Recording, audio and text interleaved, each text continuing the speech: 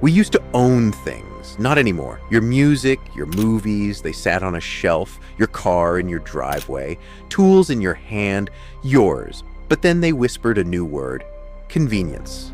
Don't buy it, stream it. Don't own it, lease it. Don't keep it, subscribe. And like Sleepwalkers, we agreed. Now, you don't own your songs, your software, your tools. You rent your life. You pay to borrow. And the second they want to, click. Gone. Your playlist erased. Your car disabled. Your apps locked. All without warning. All without your say. And here's what they'll never admit. This isn't a mistake. It's design. Because when you don't own anything, you can't protect it. Can't fix it. Can't even argue. You just accept, obey, move on. And it gets darker, because when you own nothing, they own you. Your choices, your habits, your digital cage painted pretty. And while you pay every month to keep things you don't own, they're watching, tracking, shaping what you think. So ask yourself, if they can take your music, your tools, your car, what happens when they come for your home, or worse, your mind? A future where you don't even own your own car. It's already happening. People think it's about clean energy, about progress, but that's just the cover story. What's really happening is a total shift in control. Your ability to move freely is being erased, piece by piece. Look at what's coming. 15-minute cities, smart cars, geofencing. The moment gas-powered cars are banned, every vehicle will be locked into a centralized grid. No more high-speed chases, no more escapes. If they don't want you to go somewhere, your car just won't start. It's that simple. They say it's for safety, to stop criminals, reckless drivers. That's how they sell it. But who decides who the criminals are? What happens when you just disagree, criticize the wrong policy, attend the wrong protest, and suddenly your smart car is just a brick sitting in your driveway? And it gets worse. They're turning cars into subscriptions. You'll pay extra for range, for speed, hell, maybe even for the privilege of driving at all. Those new EVs? Cameras, microphones, always watching, always listening. They're not just banning gas cars, they're banning freedom, and no one sees it coming. So what people don't realize is there's over 100 countries that are developing their own central bank digital currency, and that's built on blockchain. That's cryptocurrency. So in the next 2 years, I'm pretty sure most of Europe, Asia, the UK, they're in their pilot phase right now. So we're going to move from a fiat system to this new monetary system that's going to be using cryptocurrency and blockchain technology. Now, talking about that, do you think they are trying to push that narrative as well because they want to try and have more control in terms of the way money is spent? They can track it, it's traceable, and it's like they could almost punish you for doing certain things. 100%, yes. So central bank digital currencies is where it gets scary because it's programmable. It's also trackable. So every transaction that anyone makes, they can see. And it can get really, really scary depending on, how far, governments want to go and central banks want to go. It can become a situation where they can actually block you from spending money, or they can cap you on like how much money you spend on, petrol, for example, or, can stop you from traveling abroad, all of that kind of stuff. That's how like scary it could get. They have the capability, not saying that they are going to do that, but the capability is there. Well, first of all, we have to acknowledge that we are slaves. American people hate that. They hate when you say that because they have been told their whole lives that we are the freest country in the world. We are not the freest country in the world. We're actually the only country in the world that is asked to go to work, then pay most of our money back to the government when you add it all up. Some of you might be saying, oh, well, I only pay 30%. No, you don't. Add up all the other tax you pay. What's that add up to? That's the actual percentage you're taxed. For almost all of us, that's over 50% if you pay tax. We have to acknowledge that if we live to work, to provide most of our money back to the government, we have to acknowledge that we are legitimately slaves to the government. We exist to fund the government. Okay, that is not free. If inflation isn't theft, then why can't people counterfeit money? If they can just print money, why do we pay taxes? Wow. If inflation is not theft and we can just print money and we don't have enough money, we can just print more money and give everyone that doesn't have enough money. Why don't we just do that instead of paying taxes? Inflation is legal counterfeiting. Counterfeiting is criminal inflation. So central banking is a coordinated currency counterfeiting cartel that runs the world. It's a Band-Aid You know what Milton Friedman said about inflation is that it's just like alcoholism. The good effects come early. You print the money, you have the drink, you feel good.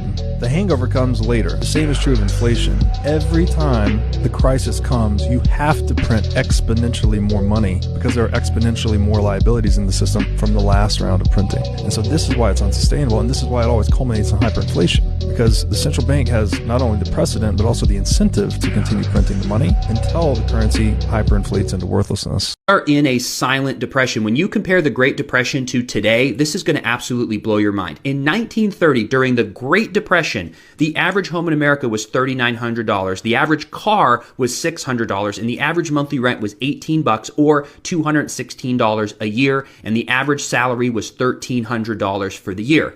Fast forward to today, it is $436,000 for the average home, $48,000 for the average car, and the average rent is $2,000 a month or $24,000 a year, and we have a $56,000 income for the average American right now. So if you look back to the Great Depression, the house was only 3 times the average salary. Now it is 8 times the average salary. The car was 46% of the salary. The car today is 85% of the salary. And here's the craziest part. The rent was 16% of the average salary. It is now 42% of the average salary. Going to a restaurant these days can be pricey. The cost of food is up. Tips are more generous than ever. Now add a carbon fee to the bill. Let's bring in CTV's Adrian Gobriel. Adrian, I had no idea that this was happening. Is it legal? Sandy, food inflation means it costs more to eat out these days, though a new charge here at this Italian restaurant in Toronto has caught the attention of some patrons. We had a wonderful meal, drinks were flowing, great time, and then they came with the machine to pay the bill. I paid the bill, they come back with the receipt, and then as I was leaving the restaurant, I say, oh, hey, look at this, what is this fee? The extra charge on his bill ended up being a 2% carbon fee, which equaled about $3. Now, Joseph Cristiano, who's an employee at Bell Media, CTV's parent company, took a closer look at the check, and he found this explanation at the bottom of the bill, which states what we eat fuels climate change. Adding 2% to every restaurant bill to invest in carbon capture will help offset our carbon footprint. Would a legitimate carbon fee stop you from going back to this restaurant or any other? Probably not. I think I can live with 2%. If you started putting 10% or more on there, I'm like, all right, I can cook at home. Why don't they talk about planting trees? Why isn't Bill Gates the largest, private landowner in the U.S. now planting trees like crazy if he's so worried about carbon dioxide? He poo-poos the whole idea of planting trees as a way to combat climate change. It's just carbon markets and going to electric vehicles and all of this stuff. But electric vehicles necessitates mass mining, and a lot of that mining is in places that use child labor, or it's going to be so environmentally destructive you totally destroy the developing world, which, these people on the left supposedly want to protect. You're going to totally destroy the environment. But really what it's about is controlling how much energy people can use. And if you control how much energy a household can use, you can control their economic activity. You also control how big their family can get. It's fear driven to get people to accept policies they otherwise wouldn't accept because they're told this cataclysmic event is just down the line. And trust us, again, is the conclusion of that. There's people that agree with the narrative about climate change, and there's people that don't. And I'm not trying to really get in that space when I talk about this stuff. I'm trying to point out that the solutions are coming mostly from Wall Street. And then you have people like Larry Fink of BlackRock and Michael Bloomberg and Mark Carney coming together in something like GFAN saying, why don't we give Wall Street direct control of the IMF and the World Bank for climate change? Right. How can anyone on the left that's worried about climate change sign up on that? I have no respect for any single leader in the world today. I don't care what party they're from. I don't care what country they're the leader of. I don't have respect for any of them. If you nuke me, even though I'm dead, my submarines are going to nuke you and wipe you out. Yeah. This is childish behavior. This is the behavior of unhinged teenagers. They're not leaders, they're misleaders. They're pursuing their own agendas and deceiving the public in order to get support behind those agendas. We need a whole new way to function in the world if humanity is going to continue as a species. If anybody cares about that, and I certainly do. I have 9 grandchildren. I don't want them to grow up in a world that's suddenly devastated by a nuclear holocaust because of the stupidity, the idiocy, the irresponsibility, and the macho attitudes of these teenagers in old bodies who are running the world. You have a small elite that pushes things in its own interests, even if it doesn't benefit the vast majority of the population. This has happened so many times previously in history, and it's probably going to happen again. One of the biggest dangers to the planet today is this technological utopia, because probably for the elite it will work. If bad comes to worst, and when the flood comes, the scientists will build a Noah's Ark for the elite, leaving the rest to drown, the rest of the people and the rest of the ecosystem. But they are likely to be able to construct this technological Noah's Ark, which is probably what much of the elite is counting on. A lot is happening right now. So much is going down presently, and none of us can afford to be naive or willfully ignorant to our surroundings, to things that are being put in place that are directly affecting us. This is not something you're going to ignore away, thinking to yourself, I can just pretend I don't notice it and it will go away. It's not going away. It's here to stay. So the sooner you understand what is happening around you, the sooner you get a grasp of the gravity, the seriousness of what we are up against, the better for you. Because your livelihood, everything you know, everything you love is on the line. Your life is on the line. The life of everybody dear to you is on the line. Not only their lives, their so-called freedom, their little freedom that they have, it is all on the line. All of it. And it's not going away. You cannot ignore it away. That isn't happening. It is here. Things are happening. Don't be easily distracted. Don't try to look for something like escapism, trying to find some escape reality. Nah, because the more you try to ignore it, when reality finally hits, right, it will hit you so hard, everything, the illusion, the bubble you've put yourself in will come crumbling down, crashing on you. And when that happens, you wouldn't know what to do because you haven't been preparing yourself. You have not been preparing yourself. So much is going on right now, and ignorance is no longer a bliss. You cannot afford to be naive right now. You cannot afford to be willfully ignorant of your surroundings. It will get you nowhere. Really, it will get you nowhere. So I put together a couple of clips to kind of like drive the point home, right? And here you have, it says people think it's about clean energy, but that's just the cover story. What's really happening is a total shift in control. See that? A total shift in control is going on right now.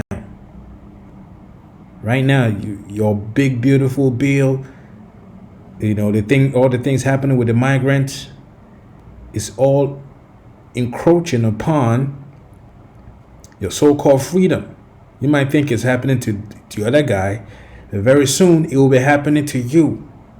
Like it says here, total shift in control. It says your ability to move freely is being erased piece by piece. Now they're putting legislations in place where they can come after people, even if you're a citizen, right? They can come after you and lock you up. They're building camps, detention centers in the Everglades. All these things that are going on, these are serious times, and you have to approach it as such. says your ability to move freely is being erased piece by piece. 15-minute cities, small cars, geofencing. The moment gas-powered cars are banned, every vehicle will be locked into a centralized grid. No more high-speed chases, no more escapes. If they don't want you to go somewhere, your car just won't start. It's that simple. You see? It's all done by design. This whole EVs, they've been pushing EVs and they use the cloak of maliciousness, and that being that, oh, it's good for the environment. Now all of a sudden they care about the environment, right? Well, there's something very nefarious going on behind the curtain, behind the scenes, which is what they're doing here. There's no more high-speed chases, no more escapes. If they don't want you to go somewhere, your car just won't start. It's that simple. What happens when you criticize wrong policies, attend a wrong protest, and suddenly your small car is just a brick sitting in the driveway? They are not just banning gas cars, they're banning freedom. And no one sees it coming. It's coming at you fast. It's coming at you hard. And it will come at you so hard that a lot of people won't be able to contain it. They wouldn't know how to react to it. They will lose their friggin' minds because they haven't been prepared. Well, the warnings are going out. Here you have central bank digital currencies is where it gets scary. So all of this ties in with this, the whole thing they're doing with the whole so-called geofencing and smart cities and what have yous, right? It's all interconnected. EVs, everything going digital, so you can be easily controlled, trackable. Says central bank digital currencies is where it gets scary because it's programmable. It's also trackable. They can actually block you from spending money, or they can cap how much money you spend on petrol, not just petrol, everything else. Stop you from traveling abroad, all that kinds of stuff. This is where we are. It's coming to a head. Says we have to acknowledge that we are slaves. And very soon you're about to find that out. You're about to find out how much of a slave you are. You see? You're about to find that once they have this whole digital system fully operational, you will find out how much of a slave you've been all along. It's just going to intensify. It says, if we live to work to provide most of our money back to the government, we are legitimately slaves to the government. And this is even happening while there's still cash. Imagine when it's all digital. They will just take whatever they want to take and give you whatever is left. Because it's all digital money. You don't have it physically with you. They can just take whatever it is they want to take, whenever they want to take it, and whatever crumbs that is left, they will just will it to you. And you can only spend that crumbs on what they want you to spend the crumbs on. It says we exist to fund the government. That is not free. You are not free, Neo. You were born a slave. Before we even go any further with this, let's bring out a quick scripture. This is Daniel, the book of Daniel, the 4th chapter and the 17th verse. It says, this matter is by the decree of the watchers and the demand by the word of the holy ones, to the intent that the living may know that the Most High ruleth in the kingdom of men, and giveth it to whomsoever he will, and setteth up over it the basest of men. All praises to the Most High, Yahweh Bahashem, Yahweh Shai, Bahashem Rachahakodash. Double honors to apostles and elders of Great Millstone who taught us this truth and continue to teach us this truth. Peace, salutation, shalom, shalom, shalom to all you brothers and sisters out there, the all of the household of faith, beginning with 144,000 mighty men of the house of Israel, down to the men, women, and children that are allotted to be delivered in these latter days, who are of the elect, and to the brothers that are pushing this gospel in all sincerity and in all honesty, To you all I say shalom, right? Which means peace to you. And I pulled this scripture out because this is why the world is the way it is right now. The scripture sums it all up. Let's read that again in the book of Daniel, the 4th chapter and the 17th verse. It says, this matter is by the decree of the watchers. Who are the watchers? Well, the angels that are watching, keeping tabs on everything that is going on the planet Earth. And the demand by the word of the holy ones, to the intent that the living may know that the Most High ruleth in the kingdom of men, the God of the Bible, Yahweh, through his only begotten Son, Yahweh Shai, ruled in the kingdom of men, and giveth it to whomsoever he will. In other words, whoever he wants, he gives the world to. And right now, it's about to explain, and set it over it the basest of men. So this is why the world it is right now. And if you look up that word, basest, let's do that real quick. Right here.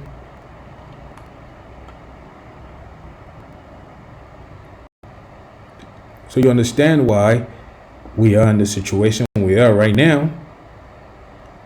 Strong's H8215, Shefal. Shefal. Hear that? It says low, lowliest. So we're dealing with low life MFers ruling over the planet Earth. Hence why it is in the condition that it is right now. The total chaos, the total disgust of a life we're living. The so-called human experience has gone to shit. Excuse my French. The human experience it's not worth living anymore. That's why I put together a lot of the clips I put together to kind of like give you an idea of what we are dealing with here. We have low lives ruling over the planet. Those low lives are none other than the wicked elites who are Edomites, your Rockefellers, your Rothschilds, your Oppenheimers, your DuPonts, your Gettys, Merovingians. Them guys. They are nothing but low lives, and look at the way they're running the planet, and they have their minions like guys like Bill Gates and whatnot. You know, all of a sudden guys like this are now the heroes looking to save the planet. And how are they trying to save the planet? By cutting down trees, deforestations, and we know the trees are the lungs of the earth. Only a low life would think like that. The basest of men. This is what we're dealing with, the basest of men. The idea of ruling is nothing but craziness. It's like, what the hell is going on, man? But this is all the will of the Lord. That's why it tells you here that to the intent that the living may know that the Most High ruleth in the kingdom of men. So we have to live through this low lifers ruling the planet. So when there's this paradigm shift, you will understand. You will love a kingdom that is ruled by not just no more run by low lifers, but righteous rulers. The earth will be beautiful again.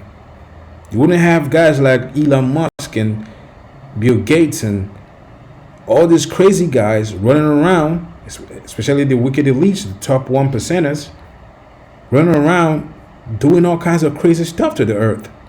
Poisoning the water, poisoning the air. Every other day when you look up, chemtrails everywhere. The food is nothing to write home about. The so-called medicines, you can't even call it medicines, they call it drugs. That's exactly what they are. They are drugs. Everything is tainted, designed, weaponized against you. Why? Because the basis of men are ruling. Which brings us here real quick.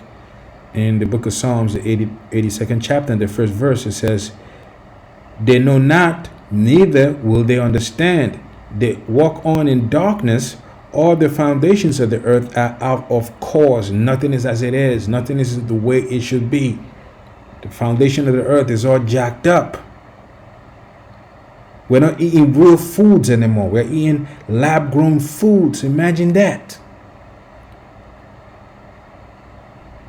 The ocean life is all polluted to the point where fishes are beaching themselves. They'd rather just commit suicide than live in the friggin' sea.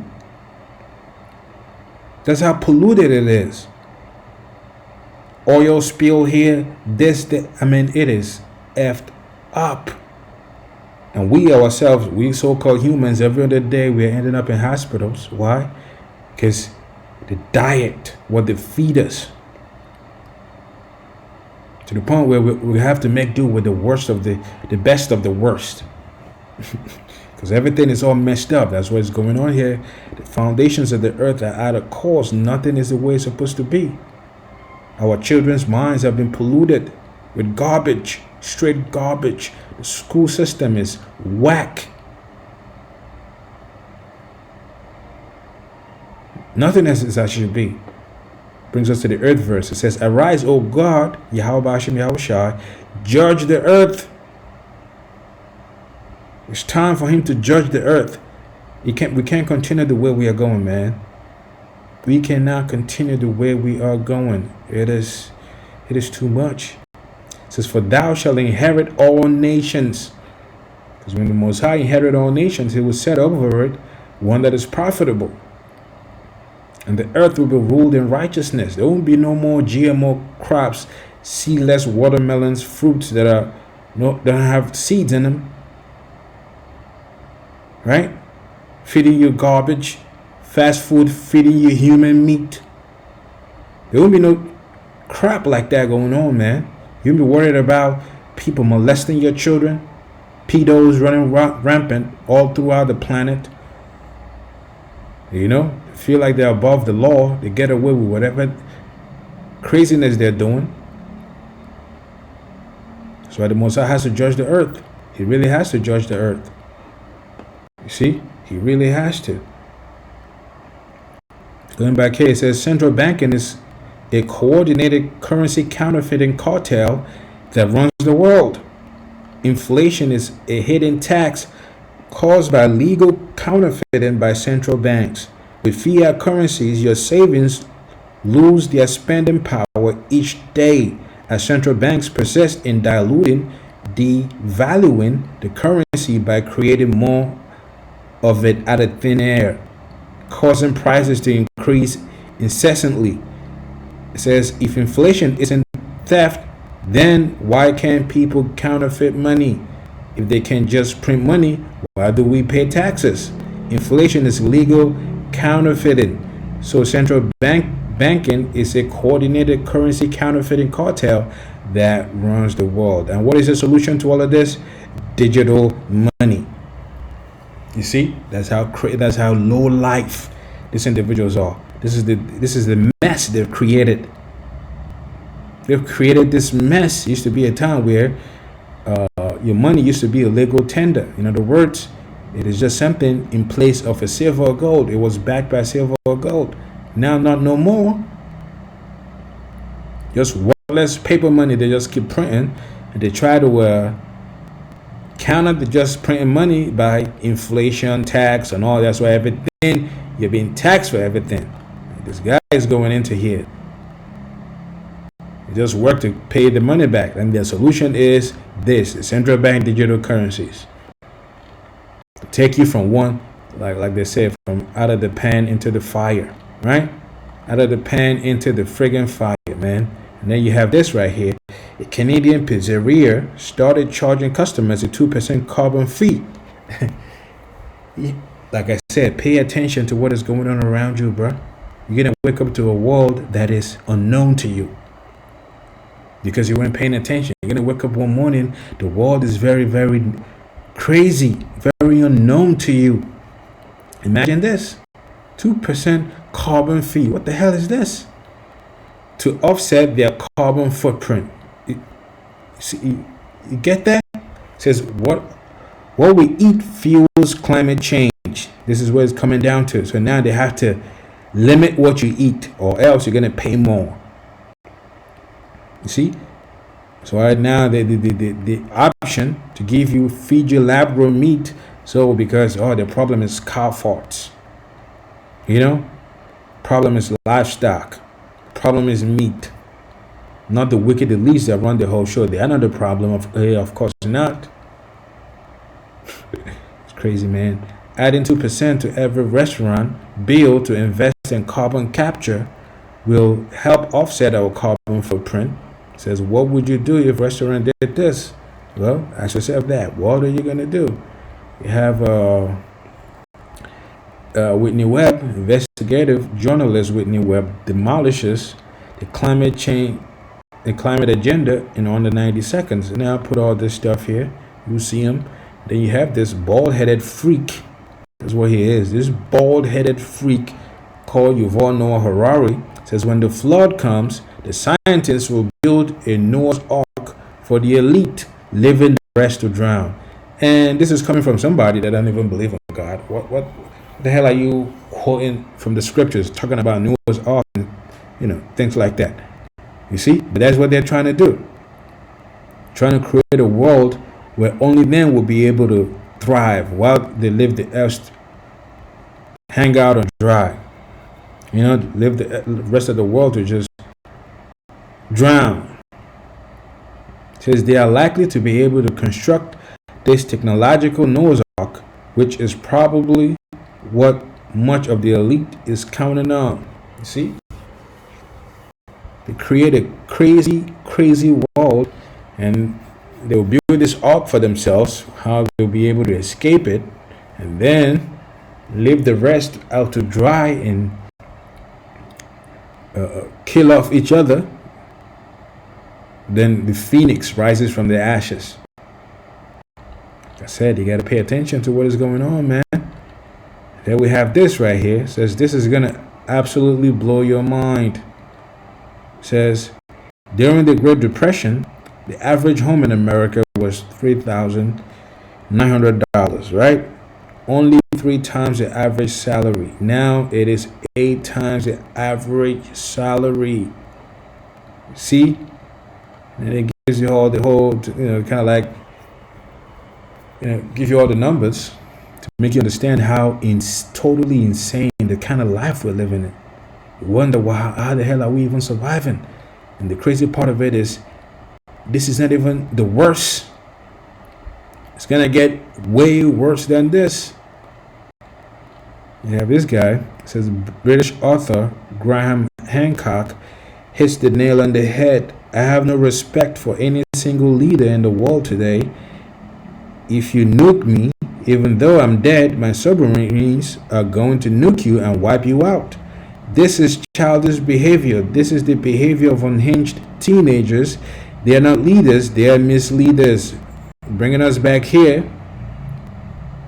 in Daniel, the 4th chapter, the 17th verse. So the basis of men. That's exactly what they are. That's what the point he's making there. These are not leaders. How the hell are they leaders? Well, the scriptures already told you that they are the basis of men. They've been set up to run the world the way they are running it for the sake of prophecy. See? For the sake of prophecy, which brings us here real quick.